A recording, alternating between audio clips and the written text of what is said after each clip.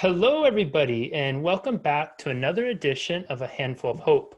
I'm so happy and grateful to have Kimberly Mascaro with us here today, who is a PhD, LMFT, is a clinician, author, artist, and educator with over 20 years of professional experience in the field of mental and behavioral health. She's passionate about wellness, self-care, and spiritual development, holding certifications in hypnotherapy and yoga nidra. Is that how you say it, Kim? Yeah, yoga nidra. Yeah, Yoga nidra, I've, guided I've meditation. Kimberly earned her PhD in clinical somatic psychology and MS in counseling psychology and operates a California-based private practice as a psychotherapist where she offers support for women navigating life's big transitions, as well as treatment for those impacted by trauma, anxiety, ADHD, grief, and loss. She is the author of Extraordinary Dreams, Visions, Announcements, and Premonitions Across Time and Place.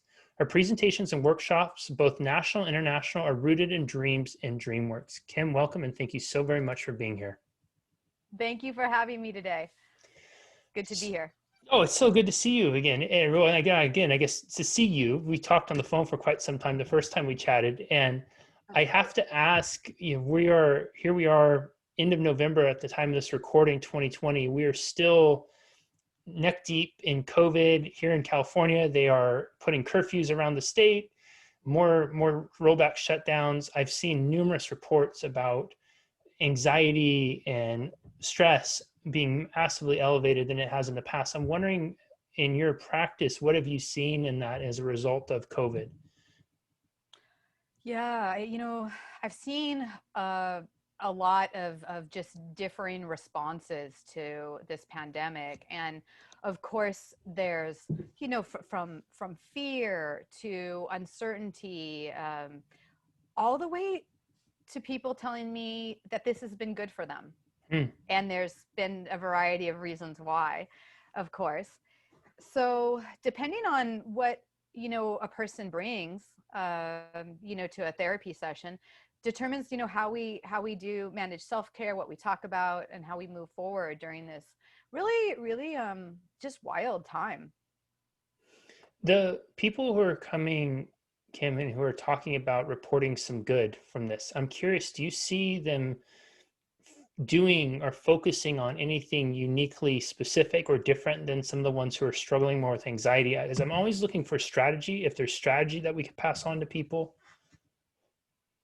Yeah, well, being a, clinician, I'm seeing, like about right now at about a dozen people. So I couldn't really offer a stat really in like, what's going on with this group or that group or any correlations there. But what I can say is the people who tell me they're doing well saw it as an opportunity to slow down, to do more home-based things, to look at finances in a different way, Hmm. connect with people, family members more. But it's so different for people depending on what their job situation was. Are they living alone or with others? Do they have children or not? How many children? Single, divorced? So, so many.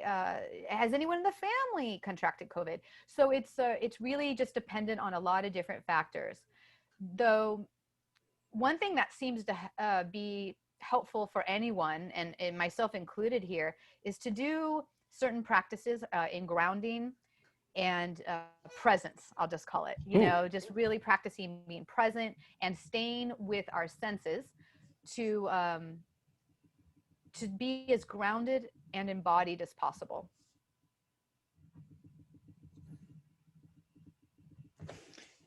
Do you have a specific practice that you do with that? Is it something that is a big time? Because I find it so fascinating, the idea of being present. And I feel that much of society operates in a way of pushing information out, especially digitally, from people that is doing everything but helping somebody be present. It's either putting out a reflect on the past and how they were the good old days and they'll never get better, or it's batten down the hatches because you think it's bad now, it's going to get really worse in the future. And I find, though, because I've had similar conversations with people, that the people who are really being proactive where their feet are right now seem to be able to find, and at least for, and also for me, I think this has been my experience too, is you're able to find a a little bit maybe more joy, or perhaps a different degree of gratitude in the moment. And maybe just maybe you're appreciating your moments in a different way when you have a active practice of being present. So if you would, do you have a regular structured practice that you do? And if you would be open to sharing, what does that look like? Oh yeah, I would be open to sharing. So what I was taught, gosh, about a decade and a half ago, was Stephanie Covington's five senses grounding technique. And at the time, I was training in addiction studies and working with women in recovery. Well, I've done it at many points in my life, but at that time, I was really entering that type of study. And what she taught was what she calls five senses grounding, and that's going through each of our five senses and moving down in a 5, 4, 3, 2, 1 fashion. So for example, the first thing I would do when I want to use this practice, and it can really help just calm my body, slow my mind, and get me into the here and now. The first thing I do would be to look at five things. So when I say look, I don't, and I'm looking around the room, as you can see. Um, I don't mean just name off, okay, dog in the corner, door, yoga mat. I don't mean, just look so quickly, but really look at the detail of something. Mm. So take in the detail of through your visual sense and do that with five different things. And when you're focusing on each sense, in this case, the first one, vision, really stay with vision. So I'm going to use my visual senses to look at five different things. And then after that, I'm going to touch four different things. And that at that moment, I don't focus on my visual sense so much, but I focus on um, the sense I'll get, let's say, through my fingers. Right Mm. now, because I'm fresh out of the shower, I'm really feeling the hair on my face, so that might count as one. Yeah, feeling very clean and fresh. But instead, I would go around the room, and you could do this inside or outside, depending on the weather. Outside is always great, but wherever you choose to do this, then I feel the textures of something. So let's see, I'll grab, just for example, I'm grabbing one of my journals here and just really feeling the texture of that. I may also put my hand against something, for example, warm tea, and Mm. feel the temperature. So the way I was initially taught was to use like kind of textures, but I also like to use temperature too. And then you move through the senses. So, 5, 4, 3, 2, 1. One, I'll jump down because it doesn't matter if you switch the order. So it's okay it's not going to hurt if you, in this case, you would listen for three things, then smell two things, then taste one thing. But it's okay if you flip those around. It's not going to hurt. The last one is taste. So what I usually do with clients, or because I'm not going to have a snack around or anything, I just notice the taste in my mouth. What's the last thing? I'm drinking Mm. some tea, so I'm noticing the taste of that in my mouth. So you move down through those senses, and then after each one, really just take a nice conscious breath and notice if you're really activated after the 5, 4, 3, 2, 1 practice. Then and you take a couple breaths, then you can do it again. I have found that even people who are really, really activated, experiencing a lot of strong emotions, will find that their subjective units of distress have gone down, and they're feeling calmer in the body, and can engage, go back into the thinking mind, and engage in some discussion from there in a really different way, from a really different place. So that's one. Would you like me to say any more about that practice, or talk about some other things? I just want to clarify too with the vision one. so you had mentioned like seeing your dog, you would not just say dog, but you would notice maybe dog with a little bit of dirt around the collar, and oh, look at how dog is sitting in certain ways that looks like the weight is more distributed on one side. Like you're going into more. Is that to be understanding it correctly? You're challenging yourself basically to notice more detail than you normally would, and so to break things down from just being an arbitrary object to actually bringing uh, like a going from flower to flower with petals and white colored petals and bees flying around it or something like that. Yeah, that's nice the way you said that, because I think of like, look at it like you've never seen it before. Yes. Okay. Oh, I Yeah, love in a that. deeper way, like be there with it, in your through your visual sense. So yeah, that's a great way to describe it. And so then that would be, I love that. So look at it like you've never seen it before. Then would that be the same with the other ones? Did be hear it like you haven't heard it before, smell it like you haven't smelled it before, taste like you haven't tasted before, touch like you haven't touched before? You could do that, or even sure, or even kind of just really take in all the like sensory details of what that is. For example, this kind of goes on to another practice, but this would be good for when you're doing the listening sense, and listening is three. Again, if you flip the numbers, don't worry, but listen to three different sounds. I like, let's say I hear a car pass by. I'm going to tune into that sound so deeply that I notice when I just can't hear it anymore, right? When does that sensation really leave my field of awareness? And that goes into another practice, which would be just having a chime or a bell. A lot of people have cute chimes and bells. And so, I have some hanging on my door. I have some in my clinical office. And I may just kind of ring that and just stay with that sound. Just stay with it Mm. until it's faded away. That was one way I used to open with my therapy groups Hmm. when I worked with women in recovery, is we would just open with, we're just going to stay with that, stay with that, stay with that. And then some would just signal to me when they couldn't hear it anymore.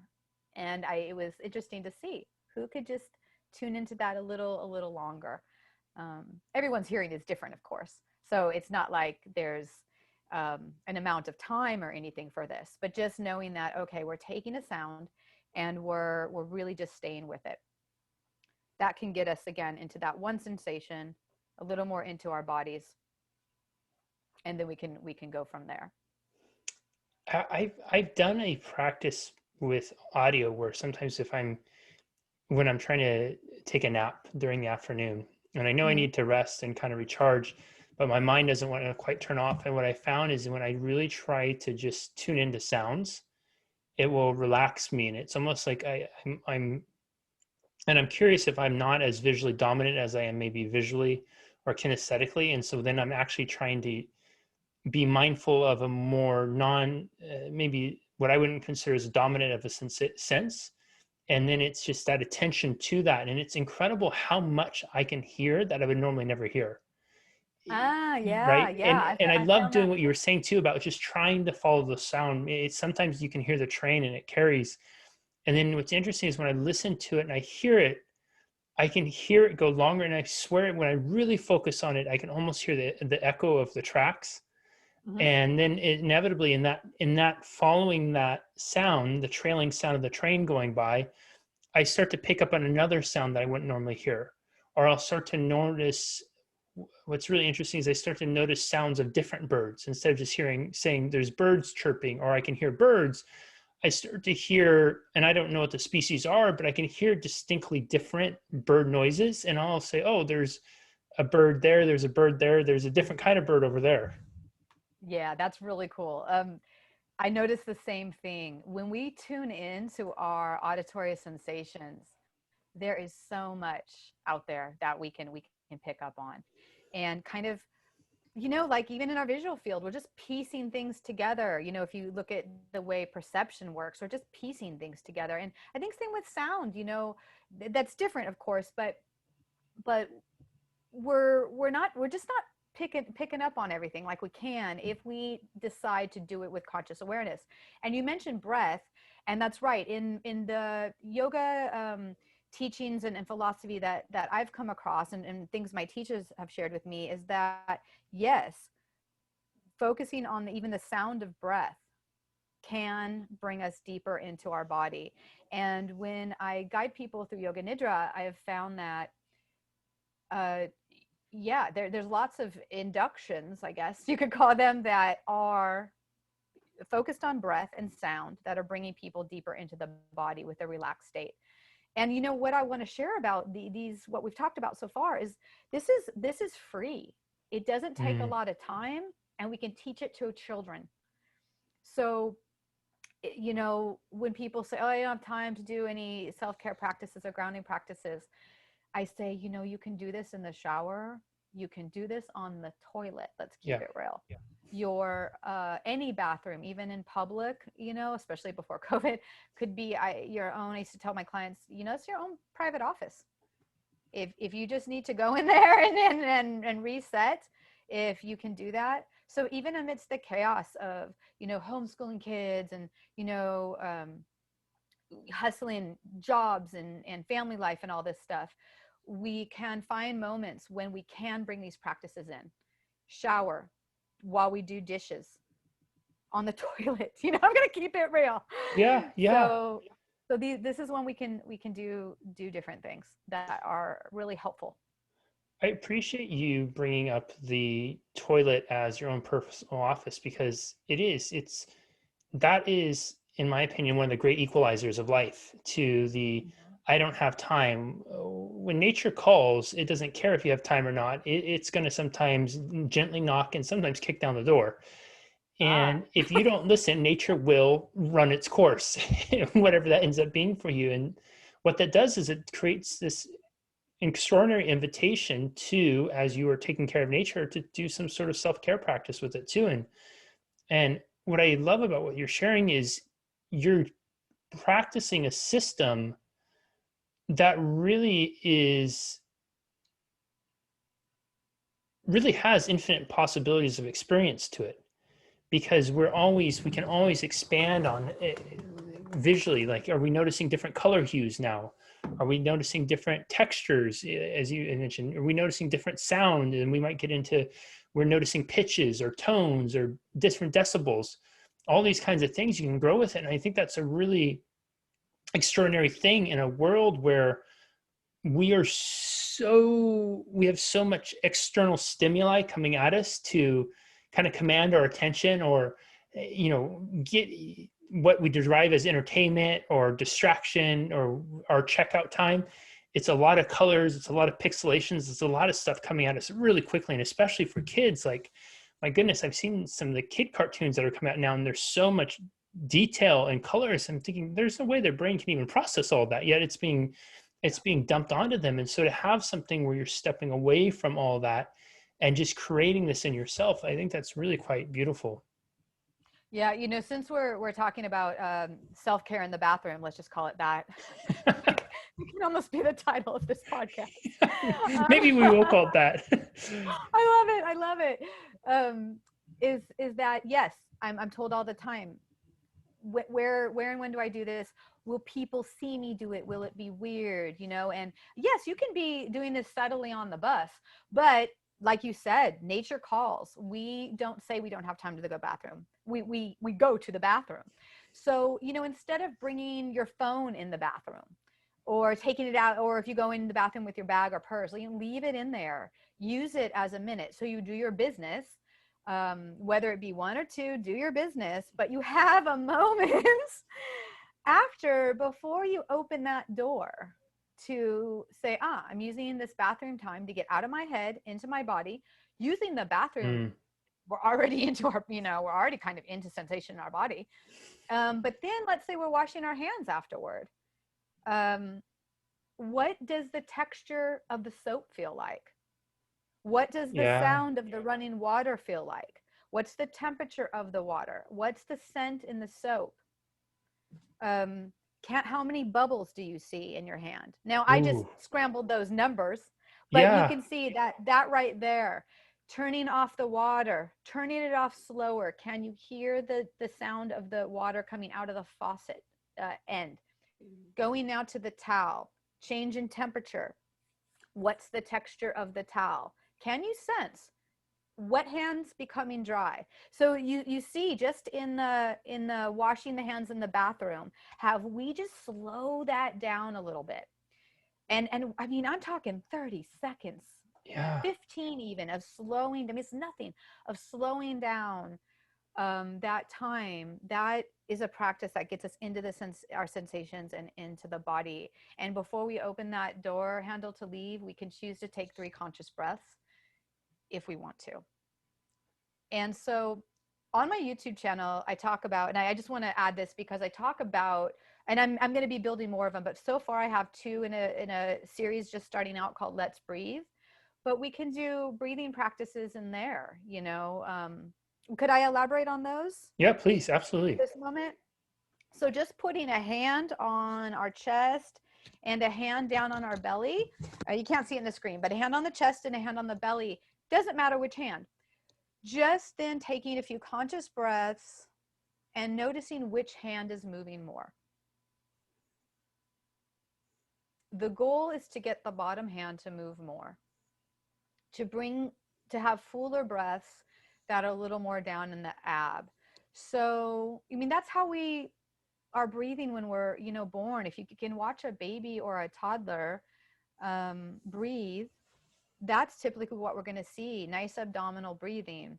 And so if you can notice that even before you leave the room, if you're feeling a lot of tension up here, the shoulders are hunched a bit, if the jaw is tight, kind of relaxing that, opening the mouth a little, consciously bringing the shoulders down, and visualizing that next breath just going a little deeper so that you can really fill up the lungs.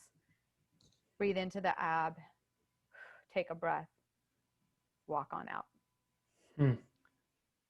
God, I Again, love I that. love this. How did we didn't even plan to talk about self-care in the bathroom, but look at us go. No, you know, and when you said the bubbles, I never even considered counting the bubbles, but that my inner geek is screaming, "Oh, I cannot wait to count the bubbles next time," because it's something that it is like I love stuff like this because of exactly what you were saying. It's not time dependent. It is not. It's as cost effective as it gets. It's and then it does really expand this world of possibilities. And I really think again, so much of our many of our behavioral healths will often rise out of this stuck in the past, stuck in the future, and not where we are. And if we can just start to train ourselves to do it, and it's funny too because we look at like how much time is then taken and lost in being overwhelmed, stressed, and anxious. And if we were Yeah. to pull 2 minutes out of that time, you know, how much time is spent up at night just going through the oh my God, I can't sleep, all this stuff going on, and then you wake up so exhausted. And you have, and this is from someone too who has always been a chronic, I have so many thoughts going on before I go to bed and when I wake up in the morning, that getting my mind to turn off has been a challenge. And so developing things like that where it's just slowing it down, Mm-hmm. focusing on a couple key things, and that's always what I go to in the night, and it is incredible what a difference it makes. Yeah, absolutely. Doing practices that involve sensation and breath can get us into the body, which means more, or out of the head, because that's the mind is the problem half the time, right? Or maybe most of the time.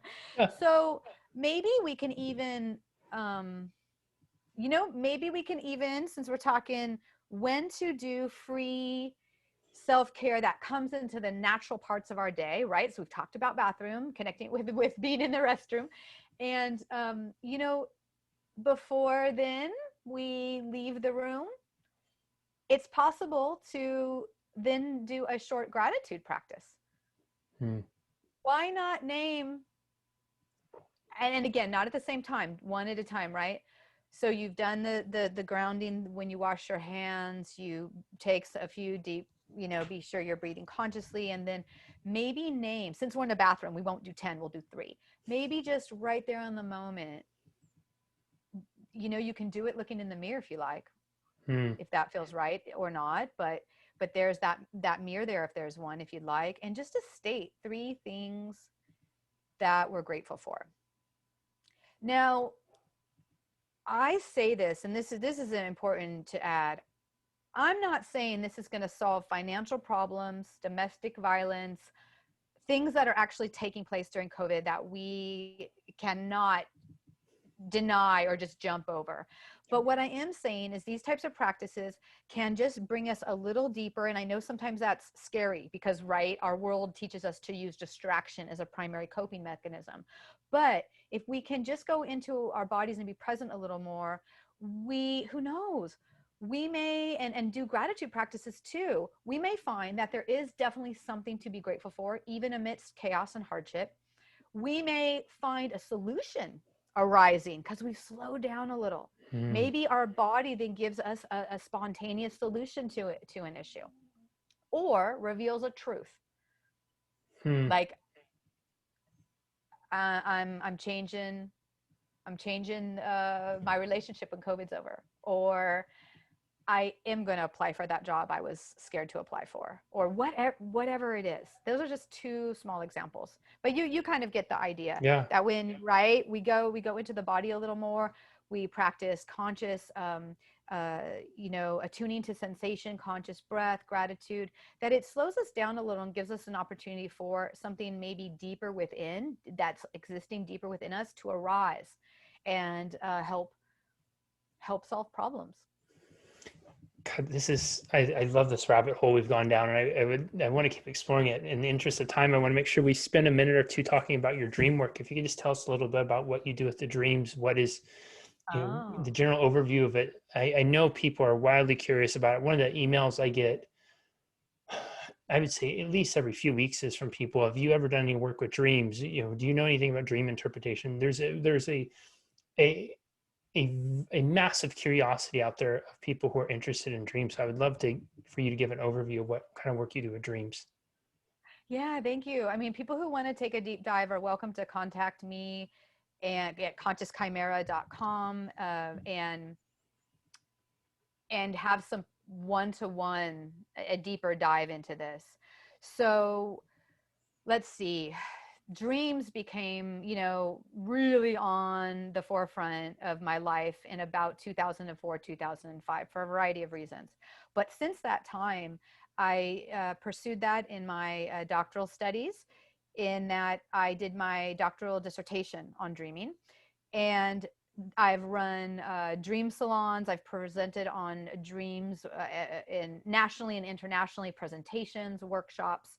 And so I also, when I have run dream groups, or what we used to call the dream salon, um, we talked about different dream theories, and how you can use those theories, some of them very grounded in research, to and do your own interpretation. So one thing I would like to say to those listening or viewing us here is that, toss out your dream dictionary. You are the dream dictionary. I Hmm. am happy to, yeah, I mean, if you want to work with me, I'm happy to spend time teaching you how to make one of those, your own personal dream dictionary, and how to work with dreams in a deeper way. The first thing, though, always, is to record them in some way. You can record it in a voice memo app, or straight to pen and paper, or what I do currently. I used to do straight to pen and paper, but now I do voice memo app and then put it on pen and paper. Then I may sketch it, make collages. I have a few collages here, for example. And because I also like to paint and do mixed media work, these in the background are all from dreams. Hmm. So I can carry, people through and offer support if they are more artistically inclined, or if they're more inclined to write, or not, or to look at it in a more kind of analytical, scientific way. So dreaming, really gets us into those nocturnal practices. And grounding, like we talked about, self-care in the bathroom, conscious breathing and grounding are the kind of the first part of going, all right, I need to be in my body before bed, really here before bed, um, and doing other exercises, which I can elaborate on, if people want to work with me to help with dream recall. or to incubate or bring forth healing dreams through practicing sleep hygiene and setting intentions and things like that. So dream work is a huge, part of my life. And to me, it's been a primary teacher, and dreaming has also been a healer for me because Mm. as you know, I'm managing a chronic illness, and I listen to what the physicians in my dreams tell me. I listen to the messages in, the messages that come through dreams, what I'm told. And even with lucid dreaming, because I lucid dream as well from time to time, that I will ask direct questions for help and guidance. So the world of dreams, I mean, we could talk for hours and hours on this topic. But yeah, that is definitely one of my specialties for sure. Kim, this time has gone by way too fast. And before I ask my final question, where can people find and connect with you online? Well, I have an interesting website. It's Conscious Chimera. That came from a dream. So, or I would have made it simple, right? I didn't want to make it complicated, but this came from a dream. Actually, hard to see, but that painting with the hands, the blue and the hands holding a little chimera.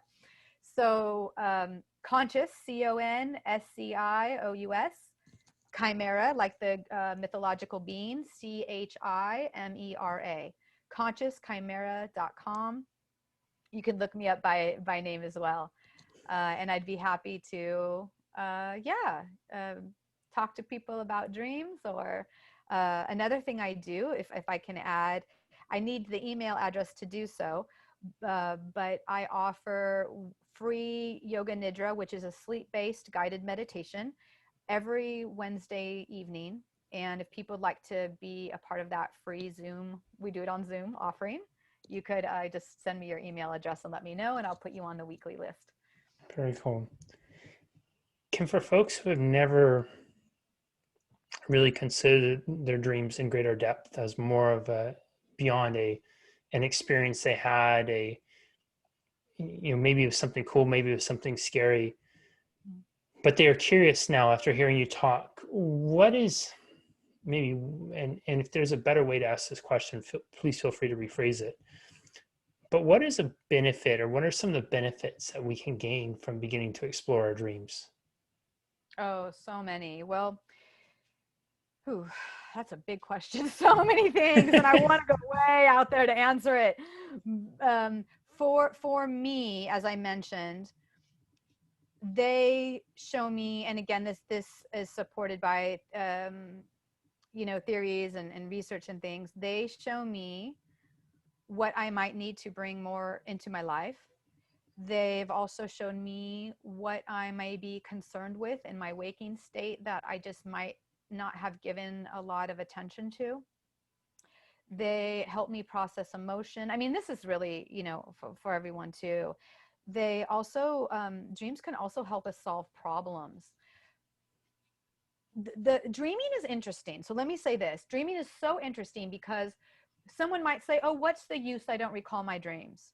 But when we decide consciously that our dreams are important and we're going to make an effort to recall them, and I could share with you practices, more practices to do that, dreams start to show up a little more. So someone might go from remembering nothing to remembering a full dream, or remembering just the color, the sense they got, a quick flash of an image, to a longer narrative, or maybe a message is given. But the more we um, practice dreaming, I'll just say, like really get into the whole practice of it, our consciousness realizes, hey, we want to take this seriously, and we can be offered more and more and more information.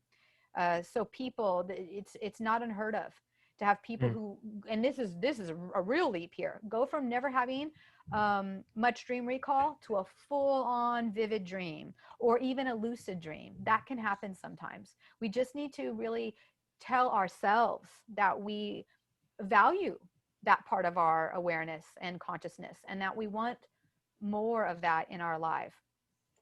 So dreams also, I mentioned help me solve problems and know what to do. Currently, they're helping me manage an illness in many different ways, from being told what to do, what to eat, what to consider, even relieving anxieties and things. So I know we don't have a lot of time, so I'm trying to just keep Yeah. it short. That might give a bit of No, a recap. that's great. And I think everyone, there's going to be so much value to be derived from this by rewatching and re-listening to it. Kim took us on a really cool journey of looking at some of the things that she was seeing showing up in clients of hers with anxiety, but also the ones who are managing pretty well and finding good stuff in 2020. And that led down this really awesome rabbit hole of self-care practices about being present. She laid out the 5, 4, 3, 2, 1 approach of really utilizing your senses, seeing things and noticing in greater detail. See as if you never saw it before, noticing your sounds, your taste, your touch, your smell. And then it went into another place of really looking at how simple self-care can be. And we talked about the self-care, the bathroom self-care approach. And it's not the one that you think, it's the one that you need. And it's really something about taking that time when nature is going to call to make an intentional call to your own self-care practice, your own routine. Something as simple as noticing the amount of bubbles that show up when you wash your hands with soap can be something that can be immediately grounding and soothing and get you out of the future, away from the past, and get you right where your feet are. Kim does some incredible work with dreams, and she made a generous offer to talk in depth, greater depth with you about it, and was naming off some of the benefits of it, including using them as guides and answers, and acknowledging that for some we may struggle with remembering our dreams, and that struggle is often because we haven't made remembering our dreams the priority that it could be. And the invitation is there for us to train our mind to recognize that this is something that is important to us, and that the opportunity to learn and grow and really benefit from the wisdom that our unconscious in the dreams that can show up for us can derive, and how it is something that it might just be the mentor, the guide that we haven't yet tapped into, that's always been there on their shoulder, but we just didn't pay them enough time because we didn't know we could. Kim, this has been such an incredible conversation. Thank you so very much for sharing with us today. I am deeply grateful for you. Thank you. Thank you. Absolutely. It was fun. We will see you next time, everyone, on another edition of A Handful of Hope. Bye-bye.